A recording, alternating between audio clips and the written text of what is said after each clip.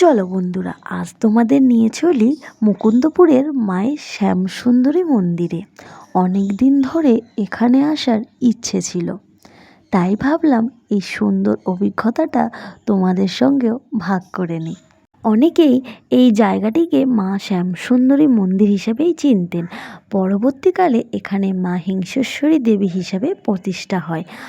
আজও খুব শান্ত ও সুন্দর পরিবেশে প্রতিদিন মায়ের পুজো অর্চনা হয়। ঠাকুরমশাই খুব সুন্দরভাবে পুজো করেন, নিজের হাতে ফল কেটে মাকে ভোগ নিবেদন করেন। শিবলিঙ্গ ও হনুমানজিকেও ভালোভাবে পুজো করেন।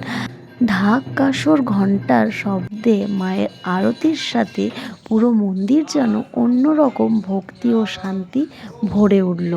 আর যে জিনিসটা আমার সবচেয়ে বেশি ভালো লেগেছে সেটা হলো এখানে ঢাক কাসর বাজানোর জন্য আলাদা করে কেউ থাকে না, ভক্তরা নিজের ইচ্ছায় বাজায়। সন্ধেবেলা আবার ছোট ছোট বাচ্চাদের ভক্তি ভরে ঢাক কাসর বাজাতে দেখলাম, দৃশ্যটা সত্যি মন ছুঁয়ে গেল। আপনারা যদি কখনো সুযোগ পান, একবার অবশ্যই এখানে এসে মায়ের আশীর্বাদ নিয়ে যান। ভিডিওটি ভালো লাগলে লাইক করবেন, অ্যাড্রেস না বুঝতে পারলে কমেন্ট করবেন। চ্যানেলটা সাবস্ক্রাইব করে মন পথে চ্যানেলের পাশে থাকুন। দেখা হবে নেক্সট ভিডিওতে।